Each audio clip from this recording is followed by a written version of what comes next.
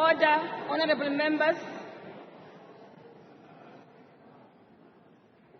Honorable members, the President has called this joint sitting of the National Assembly and the National Council of Provinces in terms of Section 842D of the Constitution of the Republic of South Africa, read with Joint Rule 13(1)(a), to deliver his State of the Nation address to Parliament. Honorable members, before I invite the President to address this joint sitting, I wish to remind all of us that in December last year, amendments to the Joint Rules of Parliament were agreed in respect of Chapter 2 of the Joint Rules, specifically Parts 1 and 2, which deal with order in joint sittings and the rules of debate. In this regard, I wish to highlight the following: that the rules provide that no other business may be considered during a joint sitting other than the specified business for which the joint sitting was called. Rule 15(3) provides that no member may interrupt the President whilst delivering the State of the Nation address. In terms of Joint Rule 5(7), a point of order must be confined only to a matter of breach of these joint rules or parliamentary procedure or practice or a matter relating to unparliamentary conduct and must be raised immediately when the alleged breach occurs. The member raising the point of order must refer to a rule or standing order, or at the least the principle or subject matter upon which the point of order is being based. A member wishing to raise a question of privilege must report it to the Speaker or Chairperson without delay in accordance with Joint Rule 5(8). If the alleged breach of privilege is, in the opinion of the Speaker or the Chairperson, adequately substantiated and may affect a joint sitting of the House on the day or in the immediate future, the Speaker or the Chairperson may, in due regard to the provisions of the Act, rule on the matter and announce it in the joint sitting. If the alleged breach of privilege does not directly affect the joint sitting of the Houses in the immediate future, the Speaker or the Chairperson may refer the matter to the relevant committee of the House to which affected member belongs. Rule 38 stipulates that whenever the presiding officer addresses members during a joint sitting, any member then speaking or seeking to speak must resume his or her seat, and the presiding officer must be heard without interruption. Rule 52 provides that no member shall use unparliamentary, offensive, abusive, insulting, disrespectful, unbecoming language or sounds or offensive or threatening gestures. Rule 57 provides that rulings by presiding officers are final and binding and may not be challenged or questioned in the House. In terms of Joint Rule 8, a member who willfully fails or refuses to obey any joint rule or order or resolution may be found guilty of contempt of Parliament. As members are aware, the rules are there to protect the dignity and decorum of the House and to ensure that business before the Houses of Parliament is conducted in an orderly manner.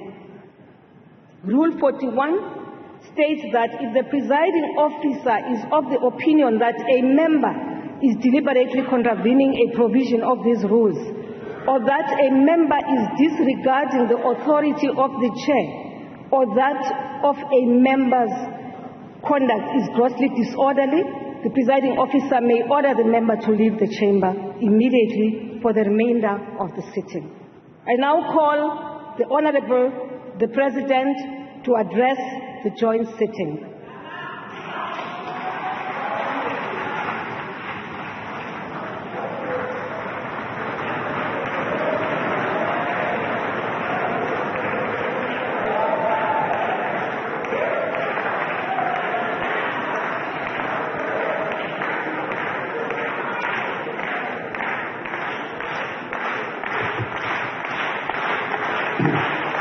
bring it to you.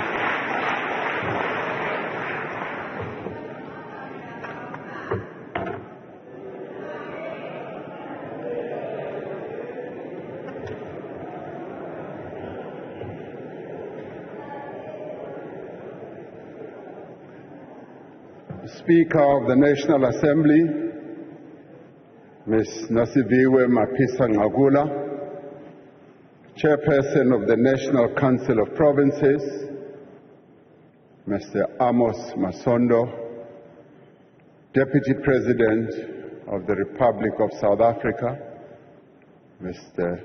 Paul Mashatile, and Mrs. Mashatile,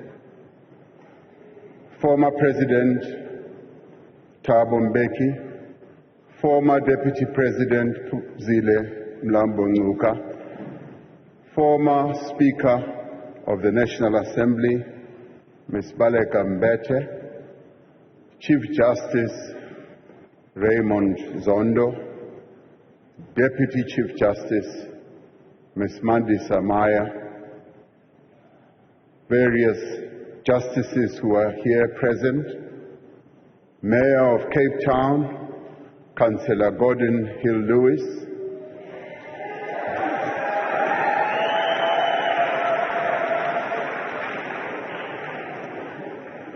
Dean of the Diplomatic Corps and Regional Deans, the heads of institutions supporting our democracy, eminent persons representing our 9 provinces who I just greeted a few minutes ago, members of Parliament, and fellow South Africans.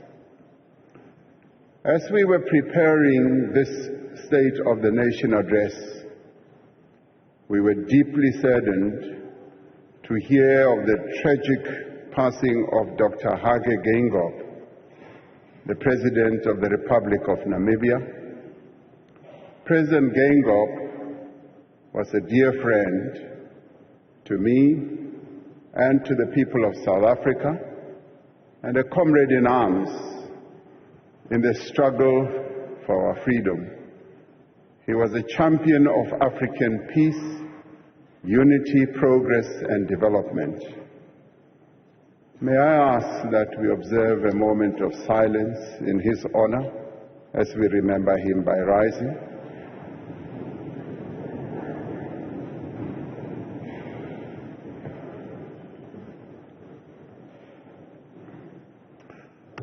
Thank you.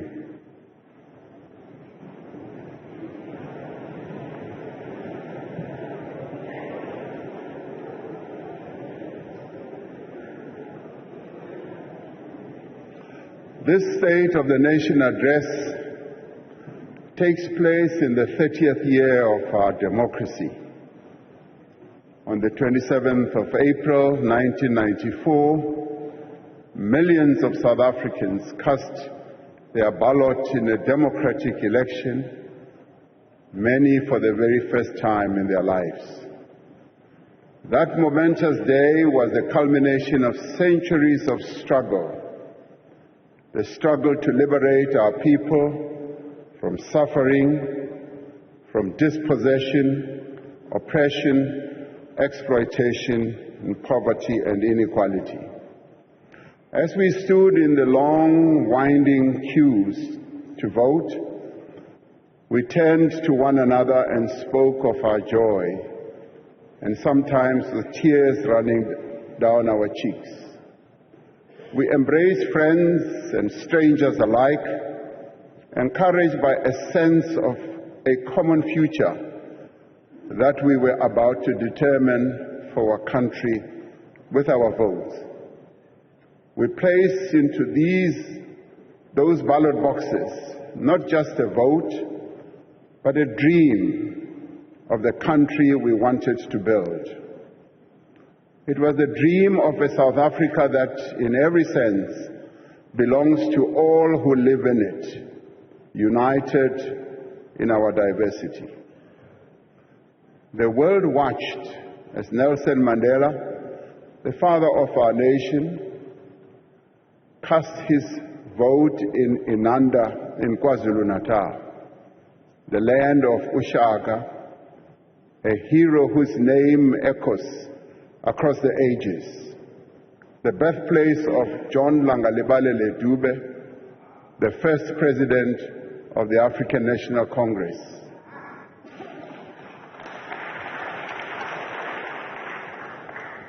An organization which united African people and the home of Chief Albert Luthuli, the first African Nobel Peace Laureate. In many ways, his voting in Inanda, at the place where John Langalibalele Dube is buried, was symbolic, because through casting his vote there, he was reporting back to the first president of the ANC on how far the struggle had been prosecuted. After casting his ballot, Madiba said, "This is the beginning of a new era. We have moved from an era of pessimism, division, limited opportunities, turmoil, and conflict. We are starting a new era of hope, reconciliation, and nation building." It is this dream of a free and united people that is woven into our democratic constitution. It is this constitution that has guided our collective efforts over the last 3 decades to fundamentally change our country for the better. And it must stand at the center of the work that we do now to build a better life for all our people. Over the last 3 decades, we have been on a journey striving together to achieve a new society, a national democratic society. We have cast off the tyranny of apartheid and built a democratic state based on the will of the people. We have established strong institutions to protect the fundamental freedoms and human rights of all our people. We have transformed the lives of millions of South Africans, providing the necessities of life and creating opportunities that never existed for them before. We have enabled a diverse economy whose minerals, whose agricultural products, and manufactured goods are exported and reach every corner of the world while creating jobs in our own country. As a country, we have returned to the community of nations, extending a hand of peace and friendship to all countries and all peoples. Just as we cannot deny the progress South Africans have made over the last 30 years, nor should we diminish the severe challenges that we continue to face as a people. We have endured times of great difficulty when the strength of our constitutional democracy has been severely tested. There have been times when events beyond our borders have held back our progress. The global financial crisis of 2007 and 2008 brought to an end a decade of strong growth and faster job creation. More recently, the Russia-Ukraine conflict has contributed to rising prices of fuel, food, and other commodities across the world, and has, as a result, made life more difficult for all South Africans. There have also been times when events at home have shaken the foundations of our constitutional democracy. Perhaps the greatest damage was caused during the era of state capture. For a decade, individuals at the highest levels of the state conspired with private individuals to take over and repurpose state-owned enterprises, law enforcement agencies, and other public institutions. In some cases, these activities were enabled by local and multinational companies. Billions of rands that were meant to meet the needs of ordinary South Africans were stolen. Confidence in our country was badly eroded. Public institutions were severely weakened. The effects of state capture continue to be felt across society, from the shortage of freight locomotives to crumbling public services, from poor performance of our power stations to failed development projects in a number of places. But South Africans, including many honest and dedicated public servants, fought back and worked together to defeat state capture. Even then, attempts to thwart the country's recovery continued. We recall with great anguish the events of July 2021, when individuals loyal to their own interests sought to provoke a popular insurrection, leading to a tragic loss of life and widespread destruction. Again, they were unsuccessful. These efforts to undo the hard-won gains of our freedom failed because the people of South Africa stood firm, together in defense of our Constitution and its promise of a better life for all. It was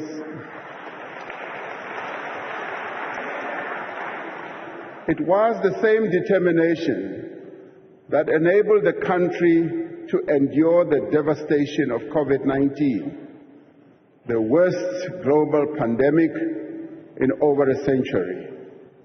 More than 100,000 South Africans lost their lives to the disease, and more than 2 million people lost their jobs. Yet it would have been far worse if we had not acted together as South Africans to stop the spread of the virus, to support our health workers, to protect the most vulnerable, and to roll out an unprecedented vaccination program. We were able to unite society around a common effort to save lives and livelihoods. I want to pay tribute to many thousands of South Africans who made financial contributions to the Solidarity Fund, to the workers who produced medical supplies, and to the nurses, the doctors, and other health workers, to our soldiers and police, who also risked their lives to care for those who were ill. Another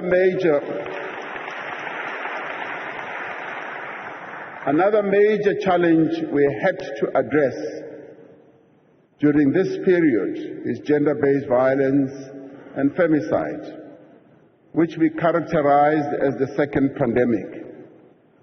As the government, we have introduced laws and directed more resources to prosecuting perpetrators, providing better support to survivors, and promoting women's empowerment at an economic level.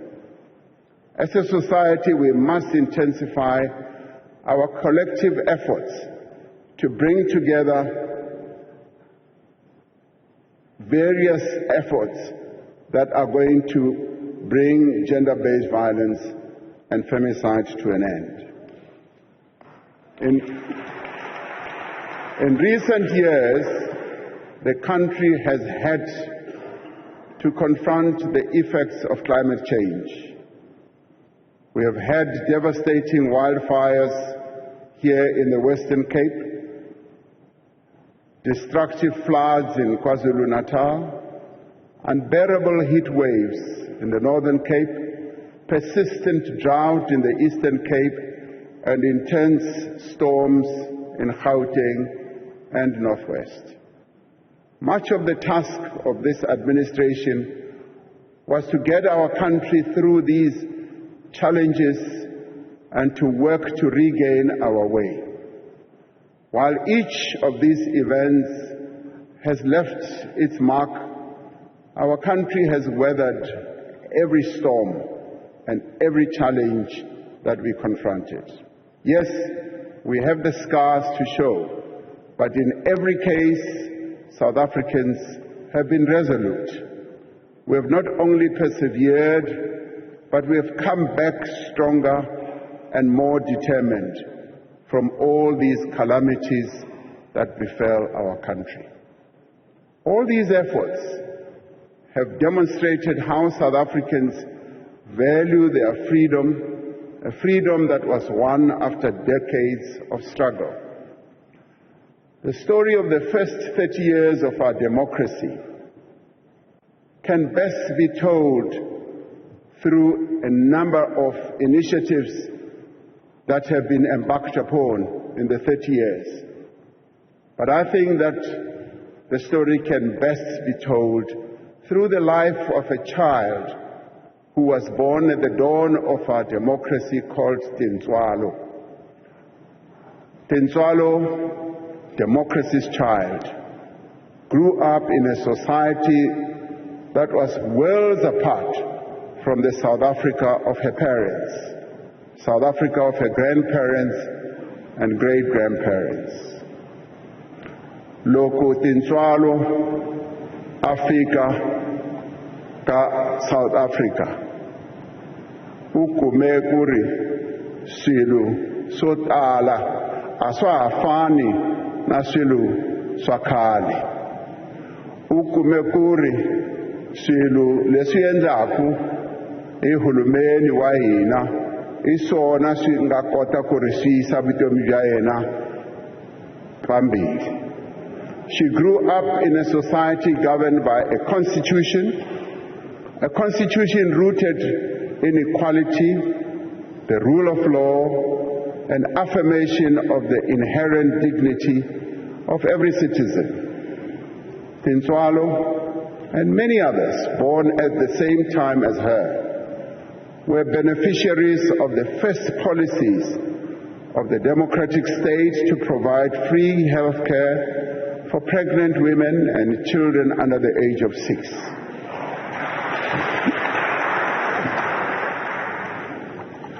Newzroom's formative years were spent in a house provided by the state, one of millions of houses built to shelter the poor. O ile a re ha tswalwa a hwetša hore dintlo di agiwa ke mmuso o motjha wa South Africa. Ba bang ba ileng ba tswala pele ga ena ba ne ba golela dintlong tsa maratharata, empa yena o ile a re ha tswalwa a hwetša gore mmuso o wa South Africa o agela batho dintlo tse dintši.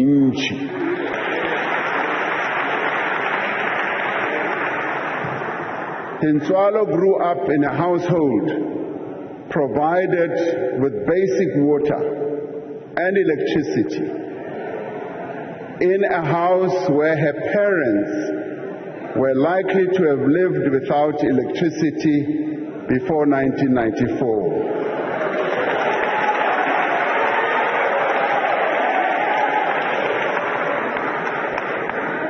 Ngo-1994, abantu abaningi kulelizwe lakithi bebengenawo ugesi, kodwa uNewzroom uthe makezalwa wathola ukuthi ugesi ukhona. ufakwe uhulumeni. Dintswalo was enrolled in a school in which her parents did not have to pay school fees. And each school day, she received nutritious meals as part of a program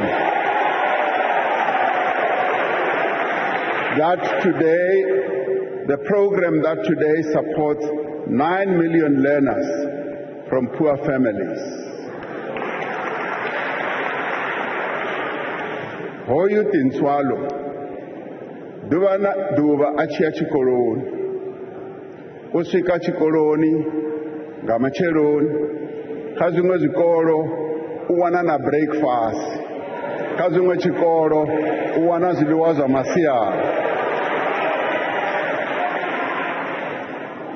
Hezi zoba zisaitei chifingani chakali. Zoba zisiho namusi ziwaitea nga uri unamubuso muswa wa Afrika chipembe uneva kwaisa zitupanda. The democratic state provided a child support grant to meet Dintswalo's basic needs. This grant, together with other forms of social assistance, continues to be a lifeline for more than 26 million South Africans every month. With this support, Dintswalo, democracy's child, was able to complete high school. Through the assistance of the National Student Financial Aid Scheme, Dintswalo attended one of our TVET colleges and obtained a qualification.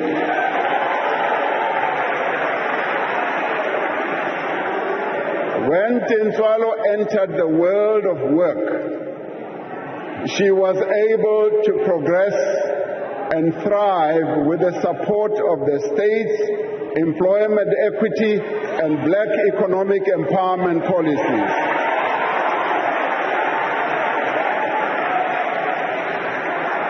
With the income she earned, she was able to save. She was also able to support her parents. She was able to start a family, to move into a better house, and to live a better life.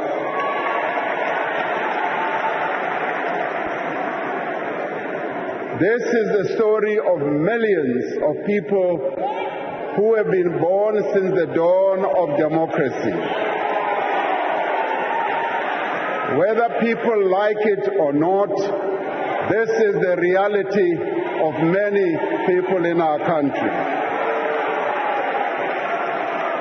But truth be told, it is only part of the story. For despite the remarkable achievements of the last 30 years, many of democracy's children still face great challenges. Millions of young people aged 15 to 24 years are currently not in employment, education, or training. There are many who have a matric, a diploma, or a degree who are not able to find a job or do not have the means to even start a business. Now, this is a trend that prevails in many countries around the world. While economic growth is essential to reduce unemployment, we cannot wait to provide the work that many of democracy's children need. As government, we have taken steps to address the youth unemployment challenge. I had the privilege yesterday to be in the presence of almost 1,000 young people. 1,000 young people who are bearing testimony to how, through the various initiatives that government has put in place, that the private sector has also put in place, have been able to see progress in their own lives. 3 years ago, building on the experience and success of the expanded public works program, we launched the Presidential Employment Stimulus. Through this program, we've been able to create more than 1.7 million work and livelihood opportunities. Through the stimulus, we have placed more than 1 million young people as school assistants in 23,000 schools. If you go around our country and you talk to school principals, you talk to school teachers, they will tell you how beneficial this program has been in assisting them in their schools, but more importantly, how beneficial this program has been to these young people who are being introduced to the world of work. This has provided them with valuable work experience while improving learning outcomes. Through the Presidential Youth Employment Intervention, we have established what we call SA Youth Mobi as a zero-rated platform for unemployed young people to access opportunities for learning and earning. Over 4.3 million people, young people for that matter, are now engaged on the network, and 1.6 million have so far secured opportunities. We have, working together with the National Youth Development Agency, the NYDA, set up a number of initiatives to provide opportunities for young people, including the National Youth Service and the Youth Employment Service, where we are cooperating and working with the private sector. A number of companies in our country have signed up to this, as they have seen the need to join in the task of creating job opportunities for young people. These programs matter because work matters to people. The NYDA has played a key role in assisting a number of young people to start their own businesses. Having a job does not only provide an income, it is fundamental to people's sense of self-worth, of dignity, of hope, purpose, and inclusion. From the depths of deprivation and inequality, we have worked over 30 years to ensure that all South Africans have an equal chance to prosper. And we have sought to live up to leaving no one behind. It is not enough to recognize the injustices of the past. We need to correct them. We have introduced laws and undertaken programs to enable Black South Africans who were previously disadvantaged and prevented from getting into many opportunities. We've also enabled women to advance in the workplace, to become owners and managers, to acquire land and to build up assets, even as, because they are women, were prevented by laws of the past from doing so. The proportion of jobs in executive management held by Black people have increased exponentially, almost fivefold between 1996 and 2016. One of the overriding challenges this administration had to deal with when it took office was state capture and corruption. Our first priority was to put a decisive stop to state capture, to dismantle the criminal networks within the state and to ensure that perpetrators face justice. We had to do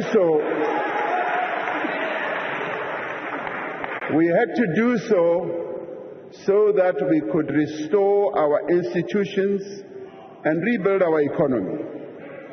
We appointed capable people with integrity to head our law enforcement agencies, government departments, security services, and companies, often through an independent and transparent process. The credibility and efficiency of a number of institutions, like the South African Revenue Service, have been restored and their performance has improved. Some may not like this, but that is the reality of what has happened. We set up the Investigating Directorate as a specialized and multidisciplinary unit within the National Prosecuting Authority to investigate corruption and other serious crimes. Great progress has been made in bringing those responsible for all these acts of malfeasance to justice. More than 200 accused persons are being prosecuted as we speak. More are under investigation. Stolen funds are being recovered. Freezing orders, I see you love this. Freezing orders of 14 billion rand have been granted to the NPA's Asset Forfeiture Unit for state capture-related cases, and around 8.6 billion rand in corrupt proceeds have been returned to the state. A restored and revitalized SARS has collected 4.8 billion in unpaid taxes as a result of evidence presented to the State Capture Commission, while the Special Investigating Unit has instituted civil litigation to the value of 64 billion rand. We have taken steps, including through new legislation, to strengthen our ability to prevent fraud and secure our removal from the grey list of the Financial Action Task Force. With the assistance of business, we have set up a digital forensic capability to support the NPA, especially its Investigating Directorate, which in due course will be expanded to support law enforcement more broadly. Legislation is currently before Parliament to establish the Investigating Directorate as a permanent entity with full investigating powers. But there is much more work to be done to eradicate corruption completely. Based on the recommendations of the National Anti-Corruption Advisory Council, we are determined to introduce further measures to strengthen our anti-corruption agencies, to protect whistleblowers, to regulate lobbying and prevent the undue influence of public representatives in procurement. We will not stop until every person responsible is held to account. We will not stop until all money stolen has been recovered. And yes, we will not stop until even those corporations, blue chip corporations that were involved in state capture, are made to be accountable. The real tragedy of state capture was that it diverted attention and resources away from what government should have been doing, which is to grow our economy and create jobs. Over the past 5 years, we have worked earnestly to revive our economy from a decade of stagnation and to protect it from both domestic and global shocks. We have made progress in a number of ways. Our economy today is 3 times larger than what it was 30 years ago.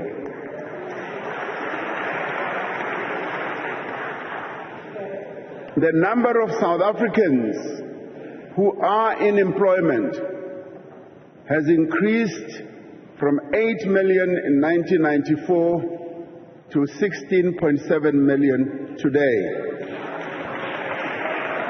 Over the last 2 years, the number of jobs being created has been increasing every quarter, and we now have more people in employment than before the pandemic. Yet, our unemployment rate is the highest it has ever been. Even as employment is growing, more people are entering the job market each year than jobs are being created. We have laid a foundation for growth through far-reaching economic reforms that we have embarked upon. An ambitious investment drive and an infrastructure program that is starting to yield results. Companies continue to invest. Thousands of hectares of farmland are being planted. New factories are being opened and production is being expanded. We are on track to resolve the most important constraints on economic growth by stabilizing our energy supply and fixing our logistics system. As these obstacles are removed, the true potential of our economy will be unleashed. We set out a clear plan to end load shedding, which we have been implementing with a single-minded focus through the National Energy Crisis Committee.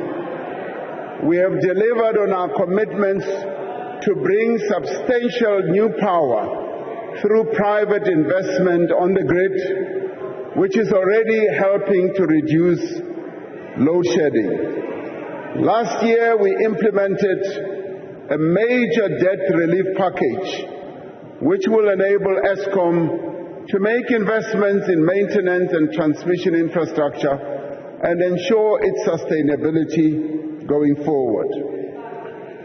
Since we revived our renewable energy program 5 years ago, we have connected more than 2,500 megawatts of solar and wind power to the grid, with 3 times this amount already in procurement or construction. Through tax incentives and financial support, we have more than doubled the amount of rooftop solar capacity installed across the country in just the past year. We have implemented sweeping regulatory reforms to enable private investment in electricity generation, with more than 120 new private energy projects that are now in development. These are phenomenal developments that are driving the restructuring of our electricity sector in line with many other economies have done to increase competitiveness and to bring down their energy prices. Through all these actions, we are confident that the worst is behind us and the end of load shedding is finally within reach.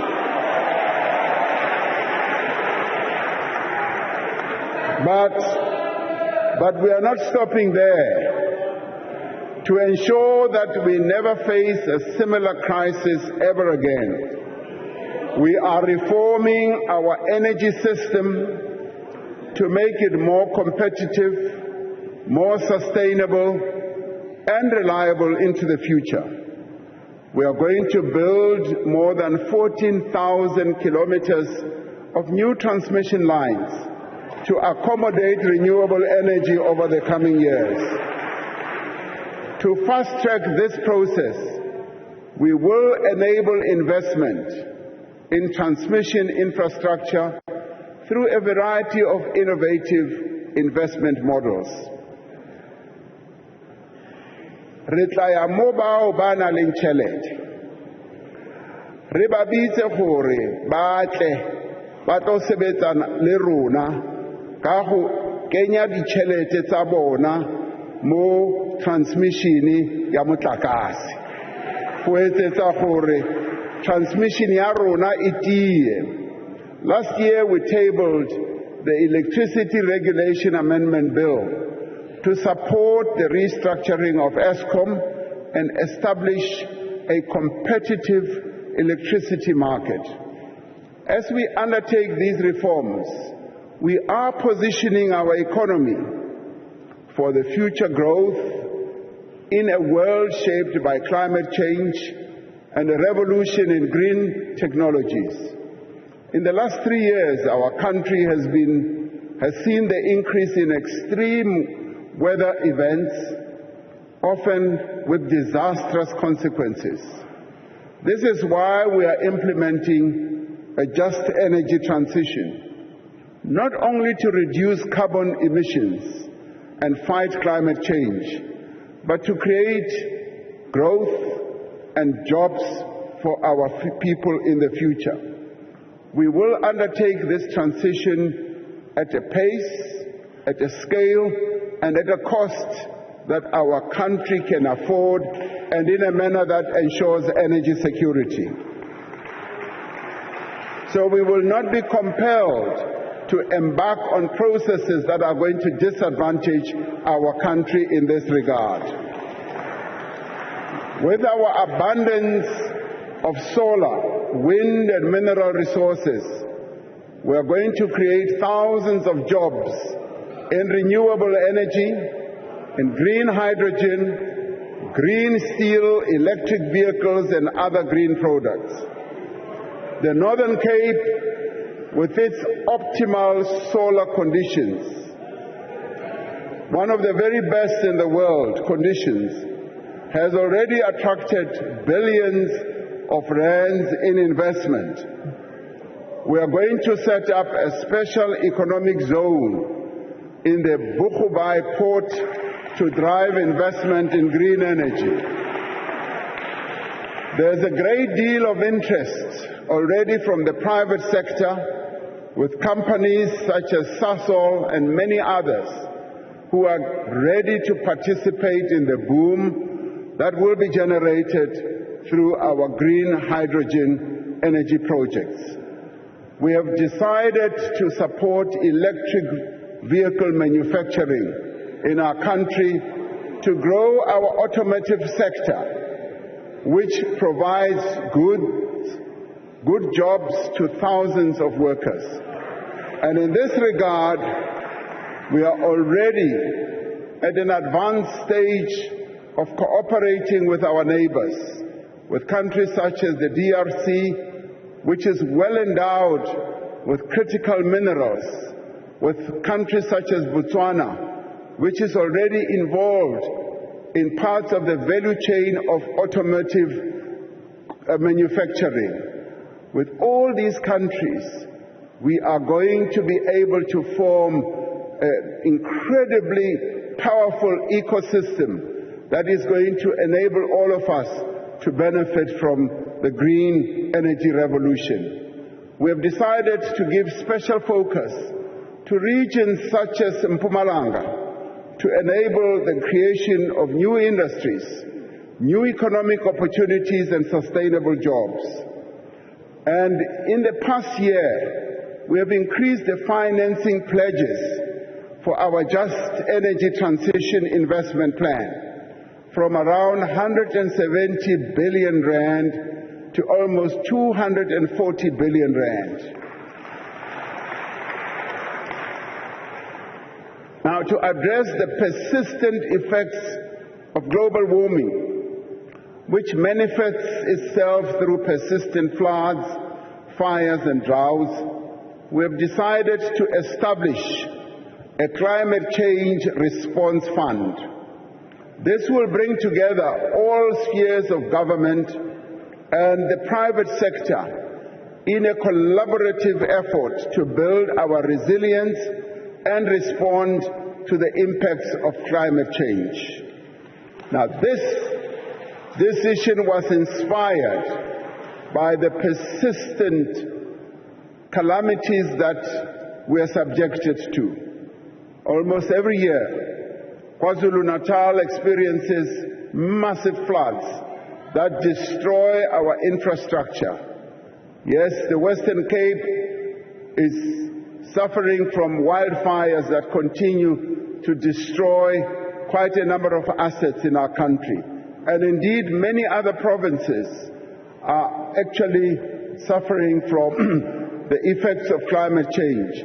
So this fund, which we hope will gain the attraction of all, like the fund we set up during COVID, will support various areas that suffer from climate change. To deal with severe inefficiencies in our freight logistics, we are taking action to improve our ports and rail network and restore them to world-class standards. We have set out a clear roadmap to stabilize the performance of Transnet and reform our logistics system.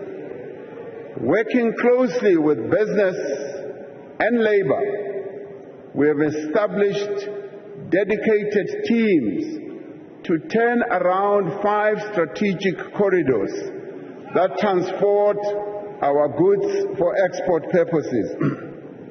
The number of ships waiting to berth at the port of Durban, which has experienced severe congestion in recent months, has reduced from more than 60 ships in mid-November to just 12 ships at the end of January. Now, that represents progress. Transnet has appointed an international terminal operator to help expand and improve its largest terminal at the port of Durban. And we are overhauling the freight rail system by allowing private rail operators to access the rail network.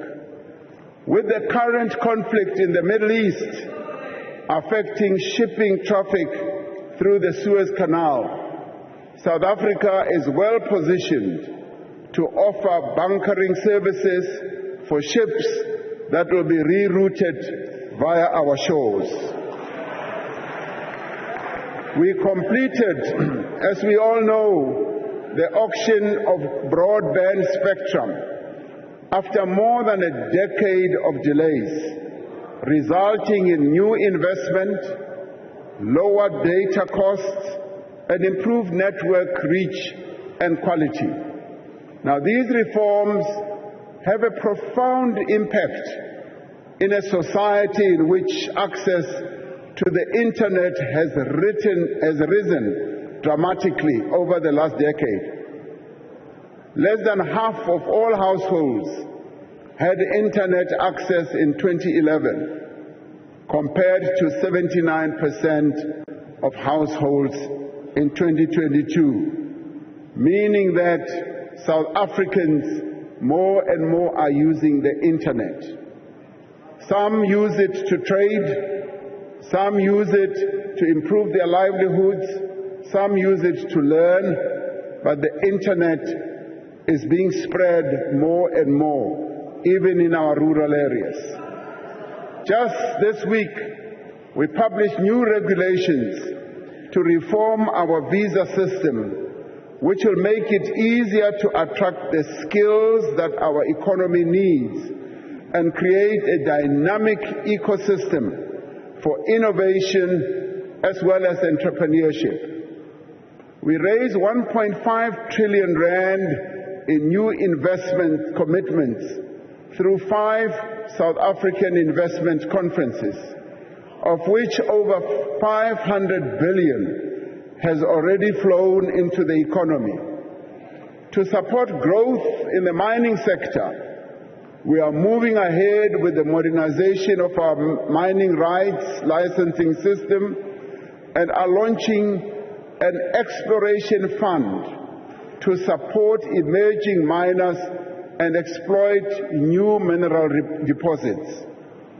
Through this, mining, which has been the bedrock on which the South African economy was built, will once again become a sunrise industry. Participation of previously disadvantaged black people is increasing. Black ownership now stands at approximately 39% when compared to just 2% in 2004. This is progress that is being made, allowing black people to participate in a key industry in our economy. Investment in infrastructure is gaining momentum. New and innovative funding mechanisms will be utilized to increase construction of infrastructure. The Minister of Finance announced this in his medium-term policy budget statement last year, where he said, we are now going to be able, yes, to fund infrastructure through utilization of innovative new methods. It could be build, operate, and transfer. It could be embarking on investment vehicles as well as investment ideas that will enable us to speed up the construction of infrastructure. The Department of Water and Sanitation aims to enhance water resource management by initiating infrastructure projects to secure water supply and diversifying water sources to reduce dependence on surface water. Water being such a major challenge in our country, this is actually answering to the need of our people just to have water. Vanhu vo tala la Afrika Dzonga va vulavula hi mati, va tshama va hi byela ku ri mati a va na wona, va lava ku ri hi endla ku ri mati a va kona. Bulk water projects are under construction across the country to improve water supply to millions of residents in villages, towns, and cities. The following water infrastructure projects are now in progress or have been completed. The Lesotho Highlands Water Project, which is going to invest up to 40 billion rand, is now in progress. Umzimvubu, that we've been talking about for years, has now commenced.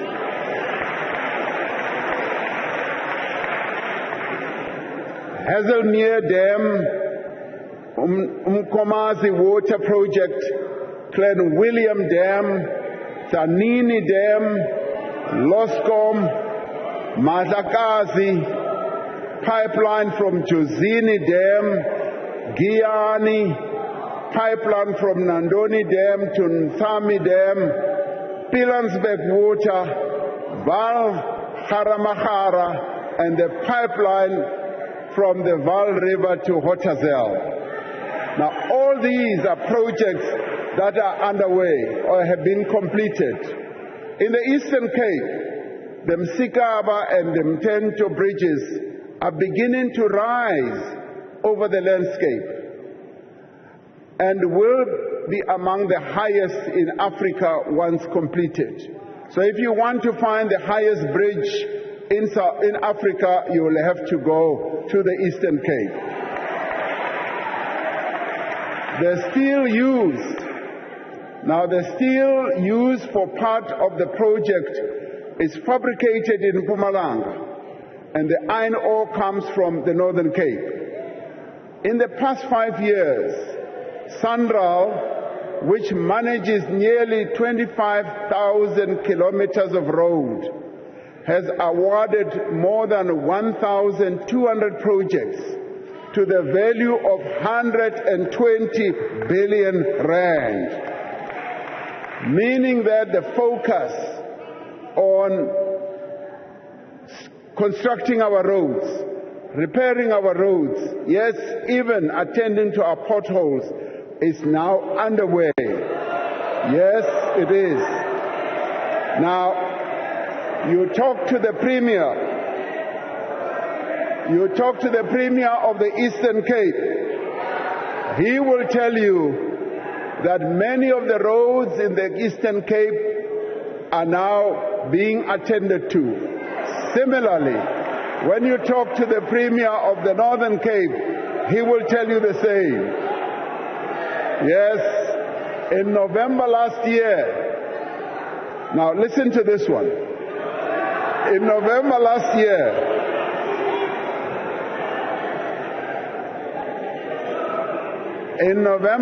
year, Cabinet approved a framework for high-speed rail,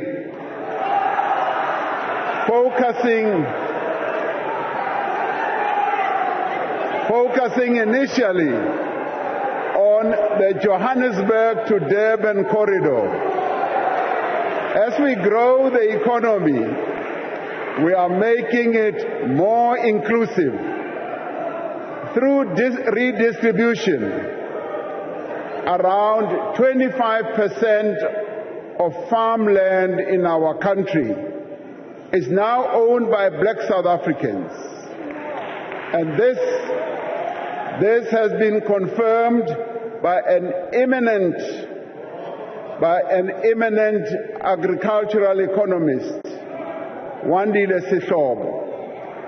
This brings us closer to achieving our target of 30% by 2030. And he says to me, President, we will have exceeded this target by 2030 because a number of initiatives are now underway to ensure that black South Africans have access to the ownership of land. In the last 5 years, we have supported around 1,000 black industrialists with funding and other forms of support. These black-owned firms employ more than 90,000 workers and contribute many billions of rands to our economy. Now, this is the revolution that is underway to bring more and more black people into the real economy. At the same time, about 200,000 more workers obtained ownership of shares in the companies that they work for, bringing the total worker ownership in companies in the South African economy to well over 500,000 workers. We see this trend continuing to grow as more and more companies realize that it is beneficial to their own operations and their businesses that their workers should have a stake in the businesses that they work for. And we call upon the private sector to go ahead and increase the participation of their workers in the businesses that they work for. The reforms that we have initiated and the work that is underway will enable us, yes, as I said, to improve our logistics system, to achieve water security, and ultimately it will lead to the creation of jobs. While our challenges have never been greater, our response to these challenges will lead us to greater prosperity than we have ever known. One of the worst injustices of apartheid was the manner in which education was used as a tool to perpetuate inequality and exploitation of black people. Over the 30 years, we have sought to use education as a tool to create equality and to empower our people. Our basic education outcomes are steadily improving across a range of measures. The latest matric pass rate at 82.9% is the highest ever achieved. And we congratulate the matriculants of 2023 for achieving this incredible pass rate.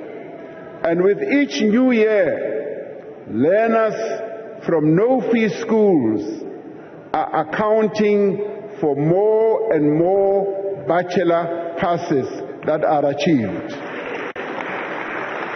And as I have often said, this is the silent revolution that is underway, that the children of the poorest parents in our country are now able to produce pass rates that are equal, that are even beginning to surpass the pass rates that you find in former Model C schools, in your independent schools as well.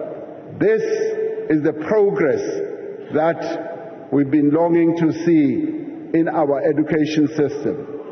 At the same time, fewer learners are dropping out of school. We have increased funding for poor and working class students in universities and TVET colleges significantly over the past 5 years. Over the next 5 years, we will focus our attention on expanding access to early childhood development and improving early grade learning and reading, where we are already beginning to see progress. Moving early childhood development to the Department of Basic Education was one of the most important decisions that we have taken, as we are now able to devote more resources to early childhood development and ensure that through cooperative governance, various departments of government do get involved in the childhood development programs augmented and led by the Department of Basic Education. Our policies and programs have, over the course of 30 years, lifted millions of people out of dire poverty. Today, fewer South Africans go hungry and fewer live in poverty. In 1993, South Africa faced a significant poverty challenge, with 71.1% of its population living in poverty. However, under the democratic government, there has been a consistent decline in these numbers. By 2010, the poverty rate had dropped to 60.9%, and it continued to decrease, reaching 55.5% in 2020, as reported by the World Bank. Now, this progress has been made possible by extensive support to those in society who need it most. 5 years ago, we introduced a further measure to tackle poverty by introducing the national minimum wage as envisaged in the Freedom Charter. The decision by key role players, they being business and labor and communities, they took a decision to introduce the national minimum wage. And this has immediately raised the wages of over 6 million workers who support their families. In the midst of the pandemic, we introduced the special SRD grant, which currently reaches some 9 million unemployed people every month. We have seen the benefits of this grant and will extend it and improve it as the next step towards income support for the unemployed. These grants and subsidies do much more than give people what they need to live. They are an investment in the future. Many people tend to dismiss this and say we are establishing a dependent society. We are investing in our people and investing in their future as well. Social assistance has shown to increase school enrollment and attendance. It has also shown to lower dropout rates, and it has also improved pass rates. This is what social assistance to our people does. South Africans today are living longer than ever before. Life expectancy has increased from 54 years in 2003 to 65 years in 2023. The World Health Organization, DG, says this is a phenomenal development, because many countries do not just move from a 55 years of life expectancy to 65. Maternal and infant deaths have declined dramatically. We have built more hospitals and clinics, especially in poor areas, providing better quality of care to more South Africans. We are building new hospitals, and one of those, which is a state-of-the-art type of hospital, is the Limpopo Academic Hospital, which is currently under construction as we speak.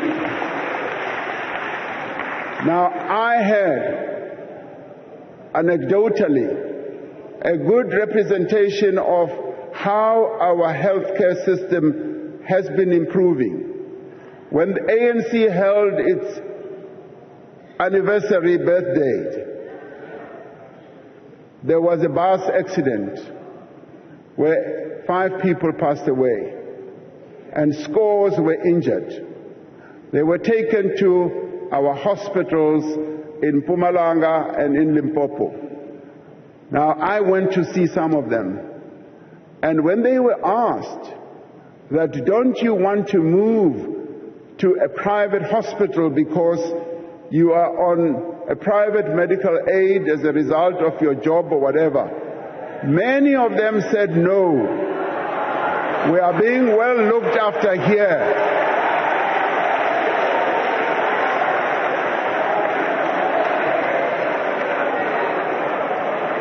Now, I see you love this. Now, this is what I experienced in just talking to those people who were lying in bed, who were injured, who testified that they were being well looked after in rural hospitals in Limpopo and in Mpumalanga. Today, 95 persons diagnosed with HIV know their status. 79% of those receive antiretroviral treatment, and 93 of those are virally suppressed.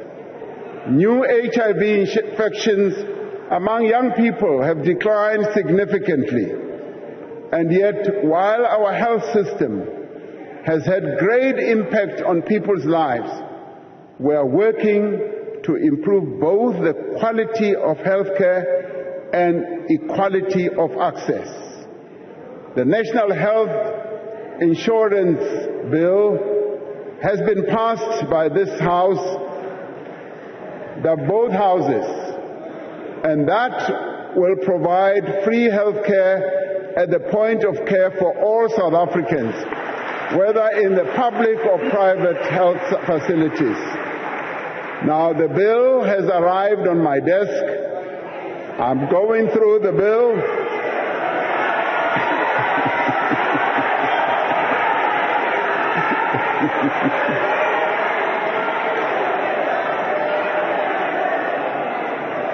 Yes, I'm looking for a pen.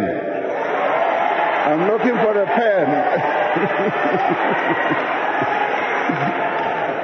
We plan to incrementally implement the NHI, dealing with issues like the health system financing, the health workforce, medical products, vaccines and technologies, and health information systems.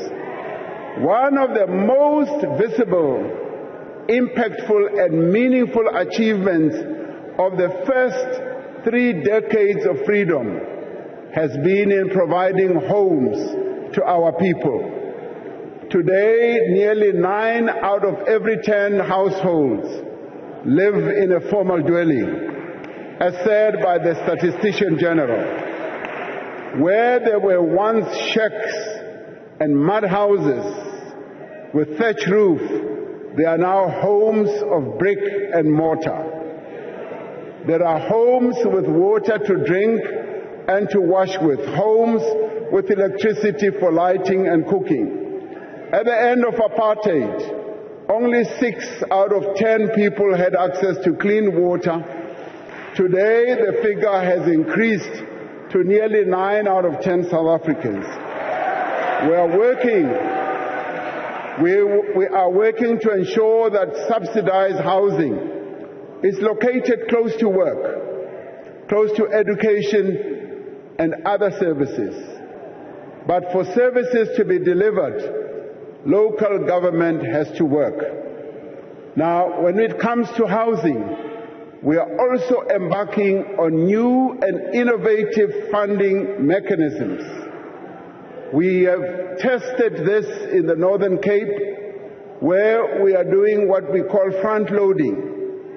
And we launched together with Premier Zamani Sol a project that will result in 4,500 houses for R1 billion funded through the Development Bank of South Africa.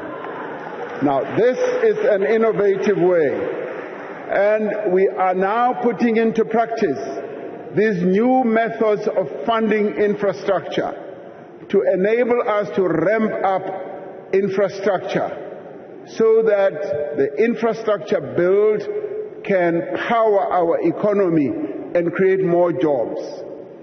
Too many municipalities are failing on governance, financial and service delivery measures. These constraints affect every aspect of our people's daily lives. We have started the implementation of a number of measures to address this problem by providing support to local government, including professionalizing the civil service and ensuring that people with the right skills and the appropriate capability are appointed to key positions. That people are not appointed because they know so and so and so and so. The Presidency, the National Treasury, and COCTA are working together to enhance technical capacity in local government and to improve planning, coordination, as well as fiscal oversight. Now, through the presidential imbizos that we have held across the country, we have seen how the district development model has brought together all spheres of government and key stakeholders to address the service delivery challenges in communities. The district development model has proven to be an effective instrument to enhance cooperative governance and collaboration. Through this model, we are breaking down the silos that we often find in government, where we enhance government departments working together and all layers of government also working together, adhering to what is set out in our Constitution. We will continue to broaden and deepen this process. Tackling crime and insecurity is a key priority. South Africans deserve to live in a safe environment, to walk freely without fear in their neighborhoods and public spaces. During this administration, we have focused on equipping our law enforcement agencies, which had been systematically weakened, to do their work effectively. We have strengthened the ranks of the police through the recruitment of 20,000 police officers, as I announced in the past two SONAs over the last 2 years, and another 10,000 will be recruited in this year as well. An extra 5,000 police officers have been deployed to public order policing.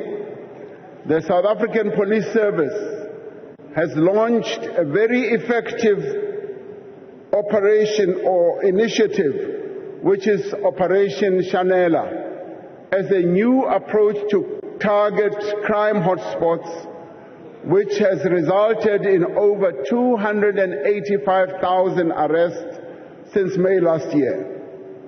The economic infrastructure task teams that are operational in all provinces have had important successes in combating cable theft, damage to critical infrastructure, as well as illegal mining. Through close collaboration with the private sector, we have seen a reduction in security incidents on the rail network.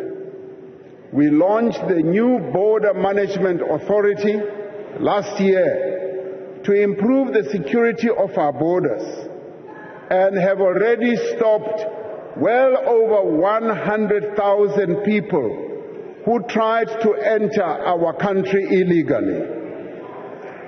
Together with the civil society, we developed the National Strategic Plan on Gender-Based Violence.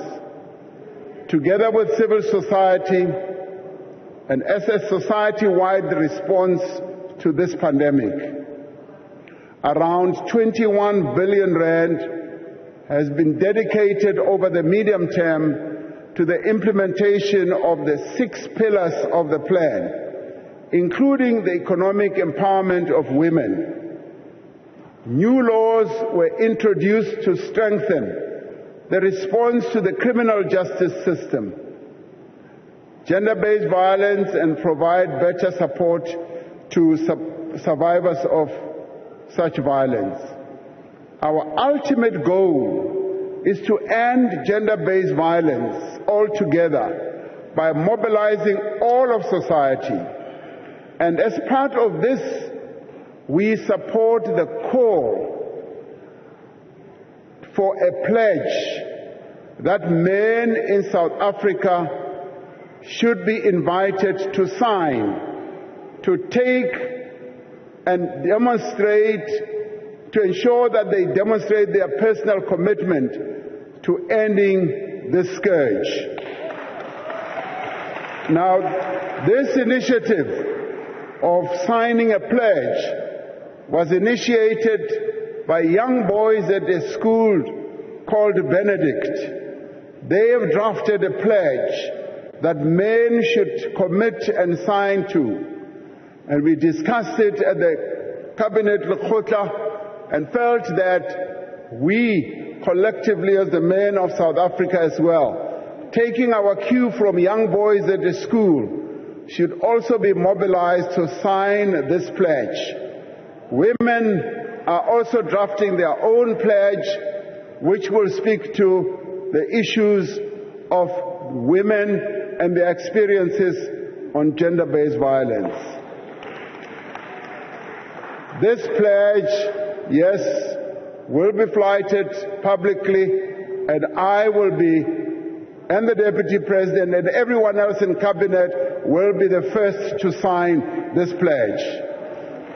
We still have a long way to go to build safer communities, to prevent violent crime, and protect our infrastructure.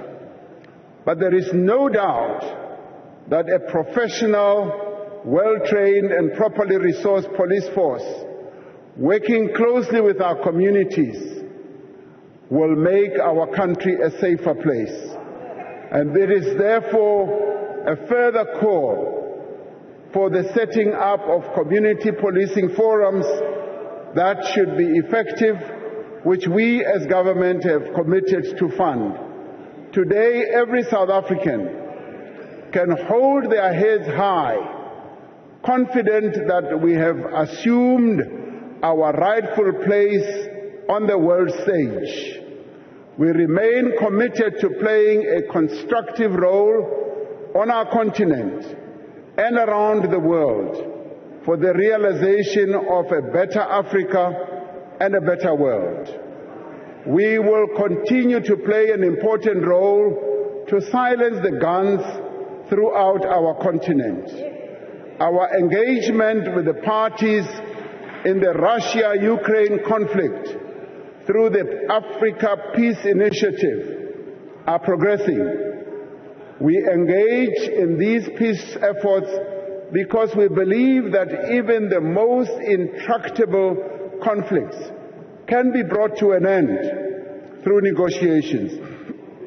Guided by the fundamental principle of human rights and freedom, we have taken up the Palestinians' cause to prevent further deaths and destructions in Gaza.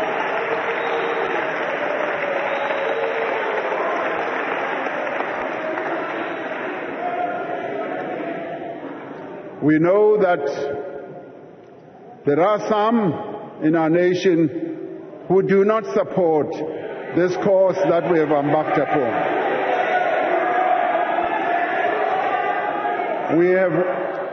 We have welcomed the ruling of the International Court of Justice that Israel must take all measures within its power to prevent acts of genocide against Palestinians. And we condemn the killing of civilians on all sides and call on all parties involved in the conflict to commit to a peace process that will deliver a two-state solution as resolved by the United Nations. We will use our foreign policy to pursue our development goals. During our leadership of BRICS last year, we witnessed a new chapter for BRICS, the BRICS family of countries.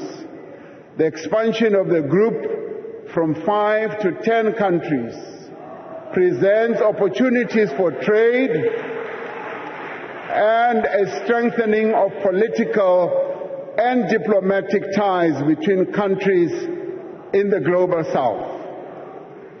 We will build on the progress we have made in establishing the African Continental Free Trade Area, which will transform South Africa's economy and that of the continent by creating new jobs and increasing economic participation across our continent. And we will place Africa's development at the top of the agenda when we as South Africa host the G20 next year in 2025. The achievements over the last 3 decades are a testament to the power of collaboration and partnership to address our most pressing challenges.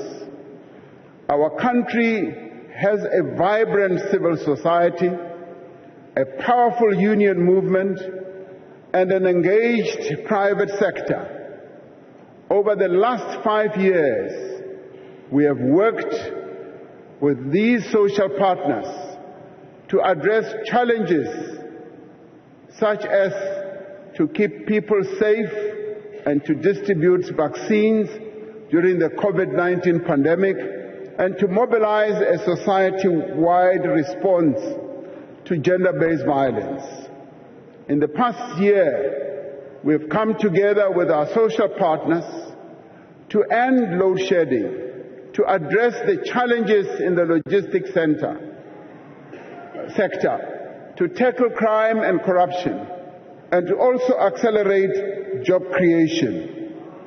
This is the South African way of building a social compact, working together on tangible issues, and it will be the key to building a new society in the years to come. This is the last State of the Nation address of the 6th Democratic Administration.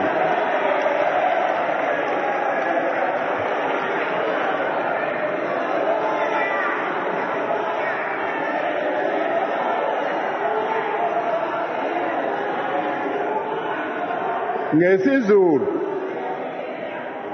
kunelizwi elithi sizawubuya, futhi sizawuthi masibuyile abantu bazothi ibuyile, ngoba izoba ibuyile ngempela. Labo abangathi bayajabula uma ngithi this is the last State of the Nation address, bacabanga ukuthi asinawubuya, sizawubuya khona la kule ndawo. The last 5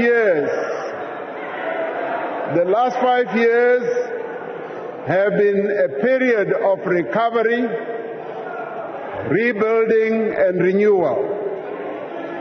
We have had to revitalize our economy after more than a decade of poor economic performance. We have had to rebuild our public institutions after the era of state capture. We have had to recover from a devastating global pandemic that caused great misery and hardship, that closed businesses and cost our nation many jobs and lives. And we have had to confront and overcome a debilitating electricity crisis that, despite significant improvement in recent months, continues to hold back our economy. We have come a long way in the last 5 years. We have built on the achievements of the last 3 decades, and we have taken decisive measures to address the immediate challenges facing South Africans. We have restored the independence and capability of our law enforcement agencies to tackle corruption and crime. We have worked to advance the rights of persons with disability. We took great pride in making South African Sign Language the 12th official language of our country. We have safeguarded and promoted the basic rights in our Constitution, such as freedom of speech, freedom of the press, association and belief. We have defended, yes, media freedom, and we have also defended the independence of the judiciary. We have protected and advanced the rights of members of the LGBTQI+ community and continue to combat all forms of prejudice and intolerance, and particularly also to people with albinism. we have made significant progress on measures to grow our economy, to create jobs, and to reduce poverty. While we have set in motion the process of renewal and reform, there is more work to be done to see these reforms through to the end. We will see the work that is underway and ensure that it goes ahead. Mishumo yeraithoma kahe mingwaha mitano iko bvelera phanḓa idodzula ichibvelera phanḓa leyo yonke lemisebenzi esayiqala izawuqhubeka bayathanda noma abathandi izawuqhubeka. And working with our partners, we will be able to revive our economy. Yes, we will tackle and deal with the debilitating effects of load shedding, our ports and the logistics. We will continue to strengthen our law enforcement institutions, and we will continue to tackle gender-based violence and fight corruption to make South Africa a safe place for all. We will continue to strengthen local government. The initiatives that I spoke to will go ahead. We will professionalize the public service and increase the capacity of the state so that the state can serve our people better. And we will ensure, as the Auditor General has said, that we should hold those in office accountable, and there should be consequence management for those who do wrong things. We will continue to position our economy to grow and compete in a fast-changing world. And we will also support small businesses by providing funding, by providing resources to small and medium enterprises, and to give young people opportunities to thrive and to start their own businesses and to succeed, and to provide social protection to the vulnerable. We will continue the work to improve the country's fiscal position and hold firm to a sound macroeconomic trajectory.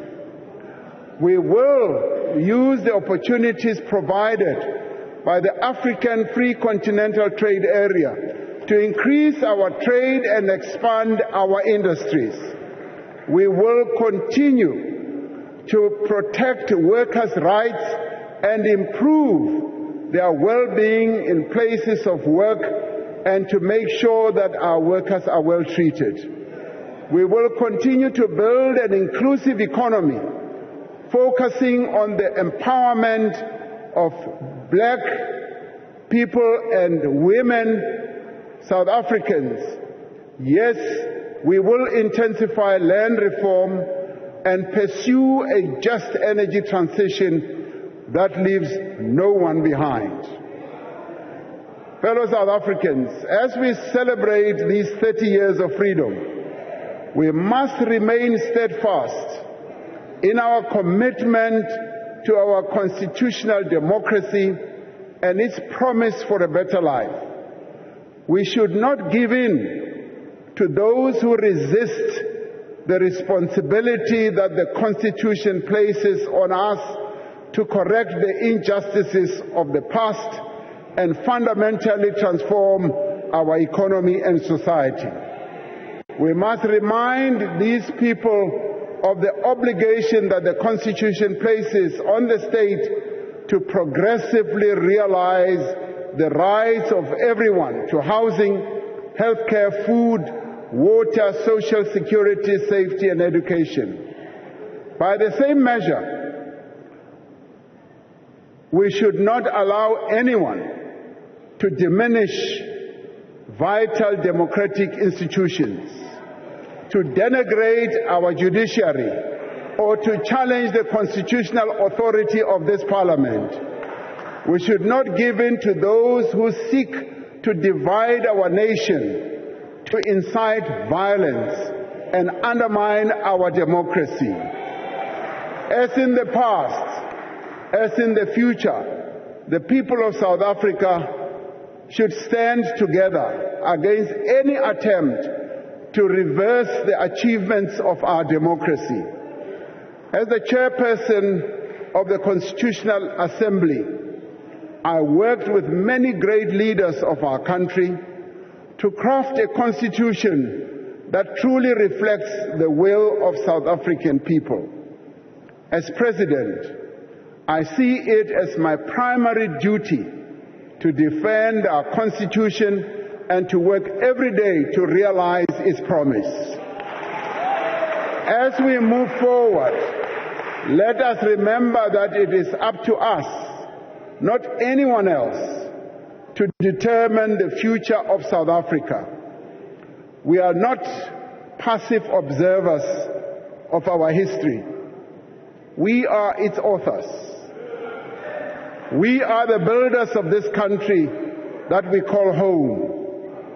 As we look towards the next 30 years of freedom, we must choose the kind of country and indeed the kind of world we want to create for ourselves and our children. We are committed to a South Africa in which our common identity lies in our recognition of each other's humanity.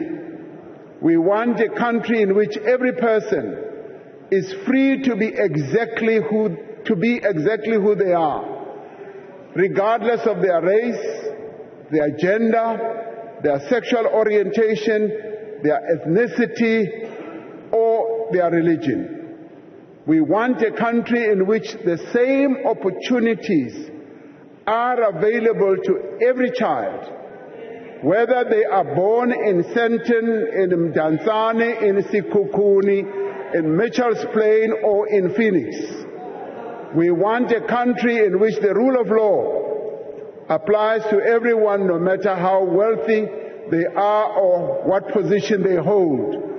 As we continue the journey towards making this vision a reality, we are inspired by democracy's children, by their energy, by their creativity and their enthusiasm. We are inspired by the young people who have carried our hopes onto the global stage with their music, with their dance. We are inspired by, yes, the Grammy Award winner who won the Grammy Award recently, like Tyler. We are inspired by Bafana Bafana. We are also inspired by the Springboks. Yes, they inspire us.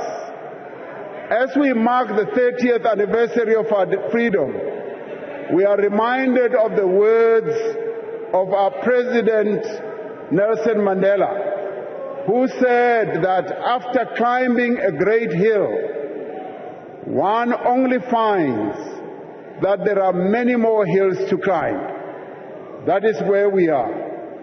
And he said, I have taken time to rest, to steal a view of the glorious vistas that surrounds me, to look back on the distance I have come. But I can rest only for a moment, for with freedom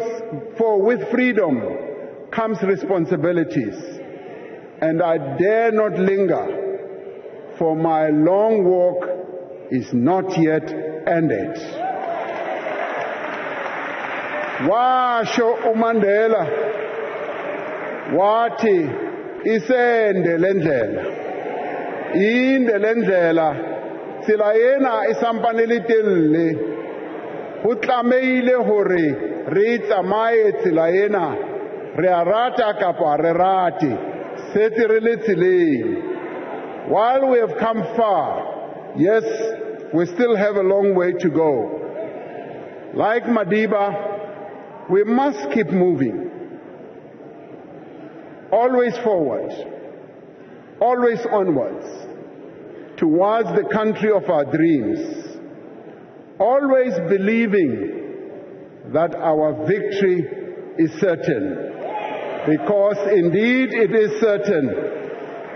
Kyalebuha na kensa ndiyalibuwa ikhensile ngiyabonga kubo bonke abantu balapha eMzansi Afrika nilale kahle ngiyabonga.